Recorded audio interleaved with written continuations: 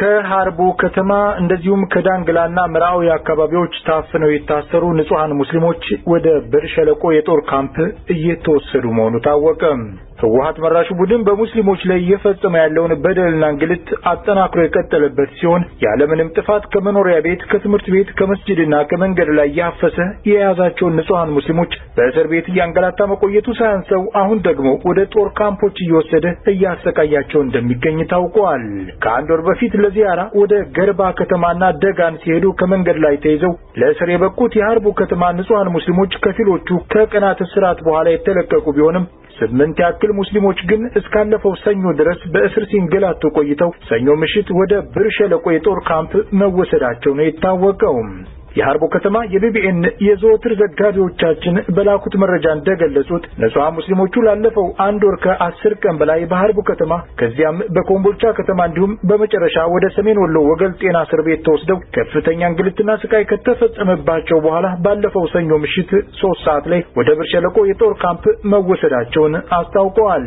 እንደ ምንጮቻችን ተጨማሪ መረጃ መሰረትም እነዚሁ የሃርቡ ከተማ ንጹሃን ሙስሊሞች አንደኛ ሼክ ሰይድ፣ ሁለተኛ ሼክ ሙስጠፋ፣ ሶስተኛ ኢስማኤል ሰይድ፣ አራተኛ አህመድ አልሃዲ፣ አምስተኛ መሐመድ አብደላ፣ ስድስተኛ ሰይድ መሐመድ፣ ሰባተኛ ሰይድ እንድሪስና ስምንተኛ መሐመድ ሁሴን መሆናቸው ታውቆ እነዚሁ ንጹሃን ሙስሊሞች ከፊሎቹ ተማሪዎች ሲሆኑ ቀሪዎቹ ደግሞ የቤተሰብ አስተዳዳሪ መሆናቸው ታውቆ በድንገት ታፍነው ከታሰሩ በኋላ ከቤተሰቦቻቸው ጋር መገናኘት በመከልከላቸው በቤተሰቦቻቸው ላይ ከፍተኛ ጭንቀትና መረበሽ እንደተፈጠረም ተጨምሮ ለማወቅ ተችሏል። ይህ በእንዲህ እንዳለም ከዳንግላና ከመርአዊ ከተሞች ላይ የታፈኑ በርካታ ሙስሊሞች በተመሳሳይ በእስር ቤት የማሰቃየት ግፍ ከተፈጸመባቸው በኋላ ወደ ብር ሸለቆ የጦር ካምፕ መወሰዳቸው የታወቀ ሲሆን የብር ሸለቆ የጦር ካምፕ በአሁኑ ወቅት ከተለያዩ አካባቢዎች እየታፈሱ በሚገቡ ሙስሊም እስረኞች እየተጨናነቀ መሆኑን ከተገኘው መረጃ ለማወቅ ተችሏል።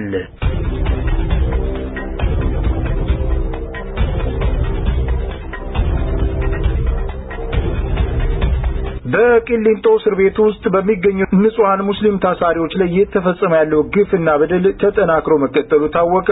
ሼህ ጀይላኒ አዳኖን ጨምሮ ሌሎችም ሙስሊሞች ላይ ጠንከር ያለ ዛቻ የተፈጸመ መሆኑ ታውቆ ታሳሪዎቹ ሶላትን በጀማ እንዳይሰግዱም የተጣለባቸው እገዳና ክልከላ ተጠናክሮ ቀጥሏል። ባለፈው ሳምንት በቂሊንጦ እስር ቤት ውስጥ በሶስቱም ዞኖች ውስጥ የደህንነት ቢሮ አባላትና በእስር ቤቱ አስተዳደር መካከል የጋራ ስብሰባ የተደረገ ሲሆን ከስብሰባው በኋላ ታሳሪዎችን ሰብስበው እናንተ ሙስሊሞች ካሁን በኋላ ተሰባስበን ሶላት እንሰግዳለን የሚለውን ሐሳባችሁን እርሱት፣ ፈጽሞ ሶላት አትሰግዱም፣ ሌላው ቀርቶ በማደሪያ ክፍላችሁ ውስጥ እንኳን ቢሆን ለየብቻ እንጂ ሁለትና ከዚያ በላይ ሆናችሁ መስገድ አትችሉም በሚል ማስጠንቀቂያ መሰንዘሩም ተጨምሮ ታውቋል። ይህ በእንዲህ እንዳለም ታሳሪ ንጹሃን ሙስሊሞቹ በበኩላቸው እኛ የታሰርነው ወንጀል ፈጽመን አይደለም፣ ሶላታችንን በጀማ መስገዳችን የሌላውን መብትና ጸጥታ የሚነካ ባለመሆኑ ልንከለከል አይገባም፣ ይህ ህገ መንግስታዊ መብታችን ነው በማለት በቆራጥነት የጠየቁ ሲሆን የህወሓት ደህንነቶቹ በበኩላቸው ኢትዮጵያ ውስጥ የሃይማኖት ነጻነት የሚባል ነገር የለም፣ ይህንን ከፈልጋችሁ ሂዱና አሜሪካንና ምዕራባውያንን ለምኑና ጠይቁ በማለት በንጹሃን ሙስሊሞች ላይ የተሳለቁ ምላሽ የሰጡ ሲሆን እነዚሁ የህወሓት ቡድን ደህንነቶች ለኢስላም ያላቸውን ግልጽ ጥላቻ ዳግም አረጋግጠዋል።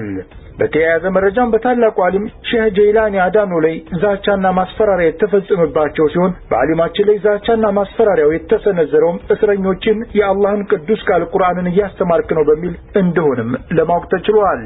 በዚህ ሰዓት በቂሊንጦ እስር ቤት ውስጥ 46 ያክል ንጹሃን እስረኞች በከፍተኛ ስቃይና እንግልት ላይ የሚገኙ ሲሆን እነዚሁ ንጹሃን ሙስሊሞች በቀን ውስጥ ለ10 ደቂቃ ያክል ፀሐይ ለመሞቅና ቤተሰብ ለመጠየቅ የሚፈቀድላቸው ሲሆን ከዚያ ውጭ ያለውን ጊዜ በማደሪያ ክፍላቸው ውስጥ ተቆልፎባቸው እንደሚያሳልፉ ታውቆ ሌላው ቀርቶ ለሌሎች እስረኞች የተፈቀደው የካፍቴሪያና የመዝናኛ አገልግሎት ለሙስሊም እስረኞቹ እንደተከለከለ ከተገኘው መረጃ ለማወቅ ተችሏል።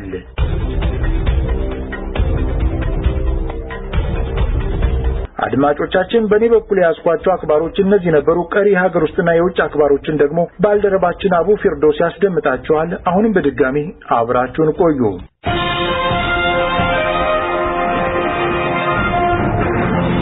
ሰላም አለይኩም ወራህመቱላሂ ወበረካቱ። የክብራንና ክብራት የቢቢኤን ድምተኞቻችን የዕለቱን ዜናዎች ይዤላችሁ ቀርብ ያለው ከዜናዎቹ ጋር አቡ ፊርዶስ ነኝ።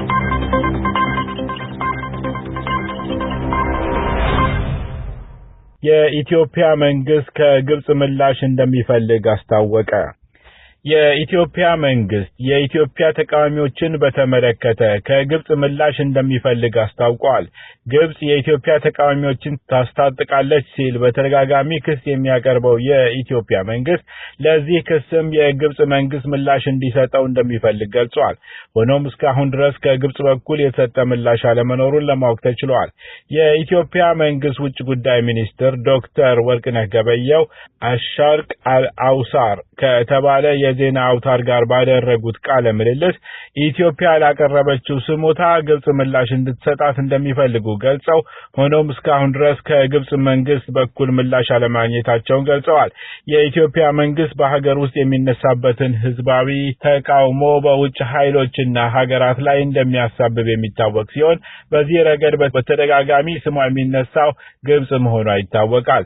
ባለፈው ጊዜ በኦሮሚያና በአማራ ክልል ከፍተኛ ህዝባዊ ተቃውሞ በተነሳበት ወቅት ጠቅላይ ሚኒስትር ኃይለ ማርያም ደሳለኝ ከተቃውሞው ጀርባ የግብጽ እጅ እንዳለበት ገልጸው ውንጀላ ማቅረባቸው አይዘነጋም። ሆኖም በወቅቱ የግብጽ ፕሬዝዳንት በሰጡት ምላሽ ግብጽ ኢትዮጵያን ለማተራመስ እንደማትሰራ ገልጸው በኢትዮጵያ በኩል የቀረበባቸው ውንጀላ ውድቅ ማድረጋቸው ይታወቃል። 12,000 ዜጎች ለመብት ጥሰት ተዘጋጅተዋል ተባለ። ከ12,000 በላይ ዜጎች ወደ ጦር ካምፖች ሊጓጓዙ መሆኑን መንግስት አስታውቋል። የኢትዮጵያ መንግስት ኮሚኒኬሽን ጉዳዮች ጽህፈት ቤት እንዳስታወቀው ከሆነ በቀጣይነት በተለያዩ የጦር ካምፖች ውስጥ የተሐድሶ ስልጠና የሚሰጣቸው 12,000 ዜጎች መኖራቸውን ገልጿል። እነዚህ ዜጎች ልክ በመጀመሪያው ዙር ስልጠና ወስደው ተፈቱ እንደተባሉት 9,000 ዜጎች ሁሉ ተመሳሳይ የመብት ጥሰት ሊያጋጥማቸው እንደሚችል ከወዲሁ ለማወቅ ተችሏል። ጽህፈት ቤቱ በቁጥር የተጠቀሱትን ሰዎች ለተሐድሶ ስልጠና ነው የሚሄዱት ይበሉ እንጂ ከዚህ በፊት ሰልጥነው ወጡ ከተባሉ ሰዎች ለመረዳት እንደተቻለው በጦር ካምፖች ውስጥ አስከፊ የሆነ ሰብአዊ መብት ጥሰት ይፈጸማል። በኢትዮጵያ መንግስት አገላለጽ በመጀመሪያው ዙር ስልጠና ወስደዋል የተባሉ ሰዎች የአስከፊ ጥቃት ሰለባ የነበሩ ሲሆን ይህን የሚያረጋግጡ ታሳሪዎችን ጠቅሰን ጉዳዩ መዘገባችን ይታወቃል። በሁለተኛ ዙር ስልጠና ይወስዳሉ ከተባሉት 12,000 ሰዎች በተጨማሪ 2,249 የሚሆኑ ሰዎች ደግሞ በህዝባዊ ተቃውሞ ወቅት በወንጀል የሚያስጠይቅ ስራ ሰርተዋል ተብለው ጉዳያቸው ወደ ፍርድ ቤት ተመርቷል ተብሏል። የህወሓት አገዛዝ አስከፊ የሰብአዊ መብት ጥሰት ወደሚፈጸምባቸው የጦር ካምፖቹ ታሳሪ ዜጎችን እያጓጓዘ ሲሆን በስልጠና መልክ የሚሰጠው ጥቃትም እንደሚቀጥል ምንጮች አረጋግጠዋል። የኢትዮጵያ ተቃዋሚዎች ከአሜሪካ ምክር እንደተለገሳቸው ተነገረ። በሀገር ውስጥ የሚንቀሳቀሱ ተቃዋሚ ፓርቲዎች ከዩናይትድ ስቴትስ ምክር እንደተሰጣቸው መረጃዎች ጠቆሙ። የአሜሪካው የሰብአዊ መብቶች ረዳት ሚኒስትር ቶም ማሊኖስኪ በኢትዮጵያ በነበራቸው ቆይታ ከመንግስት ባለስልጣናት በተጨማሪም ከተቃዋሚ ፓርቲ አመራሮች ጋር ውይይት ማድረጋቸው መዘገባችን ይታወቃል። የአሜሪካን የልዑካን ቡድን በወቅቱ ከተቃዋሚ ፓርቲዎች ጋር ያደረገው ውይይት ምን እንደሚመስል ሳይገለጽ አልፎ የነበረ ሲሆን አሁን የወጡ መረጃዎች ግን ልዑኩ ለኢትዮጵያ ተቃዋሚዎች ምክር መለገሱን ገልጸዋል። ዘግይተው የወጡ መረጃዎች እንዳመለከቱት ከሆነ የአሜሪካን አቋም ይዘው ወደ ኢትዮጵያ የተጓዙት ረዳት ሚኒስትሩ ከመድረክ፣ ከመኢአድ፣ ከሰማያዊ ፓርቲና ከኢዴፓ አመራሮች ጋር በተወያዩበት ወቅት ተቃዋሚ ፓርቲዎች ከገዢው ፓርቲ ኢህአዴግ ጋር የመተማመን ፖለቲካ ላይ እንዲደርሱ ጠንክረው መስራት አለባቸው ማለታቸውን ዘገባዎች አመላክተዋል። የዓለም አቀፉ የሰብአዊ መብት ተሟጋች ሂውማን ራይትስ ዎች ኃላፊ ሆነው በሰሩበት ወቅት የኢትዮጵያን መንግስት ሰብአዊ መብት ጥሰቶች ሲያጋልጡ የነበሩት የአሁኑ የአሜሪካ የሰብአዊ መብቶች ረዳት ሚኒስትር ቶም ማሊኖስኪ በመተግበር ላይ የሚገኘው የአስቸኳይ ጊዜ አዋጅ የጎንዮሽ ጉዳት እንደሚያስከትል መናገራቸውን ጠቅሰን መዘገባችን ይታወቃል። የቀድሞ የሂውማን ራይትስ ዎች ኃላፊ በኢትዮጵያ መንግስት ባለስልጣናት ዘንድ የማይወደዱ ሲሆን ወደ ኢትዮጵያ የተጓዙት የአሜሪካንን አቋም ይዘው ባይሆን ኖሮ የኢትዮጵያ ባለስልጣናት እሳቸውን ለማነጋገር ፈቃደኛ እንደማይሆኑ ምንጮች አረጋግጠዋል። ወንጀለኞችን ከሄሊኮፕተር ላይ እንደሚወረውሩ የፊሊፒንስ ፕሬዝዳንት አስታወቁ። የፊሊፒንስ ፕሬዝዳንት የሰጡት አስተያየት አነጋጋሪ መሆኑን ተዘግቧል።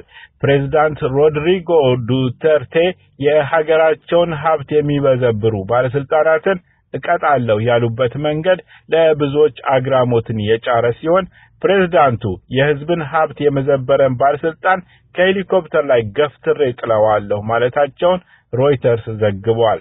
ፕሬዝዳንቱ በሀገራቸው ቴሌቪዥን ቀርበው ይህን አወዛጋቢ ንግግር ከመስጠታቸው ባለፈም ይህን አይነት ቅጣት ከዚህ ቀደምም አድርጌዋለሁ እንደገናም አደርገዋለሁ ሲሉ ተደምጠዋል። የህዝብ ሀብትን ለግል ጥቅሙ የሚያውል ሙሰኛ አመራር ወንጀል ከፈጸመበት አካባቢ በሄሊኮፕተር ወደ ማኒላ ወስጄ ወደ መሬት ወረውረዋለሁ ያሉት ፕሬዝዳንት ዱተርቴ እንዲህ አይነቱ ቅጣት ለእሳቸው አዲስ አለመሆኑን አስረግጠው ተናግረዋል።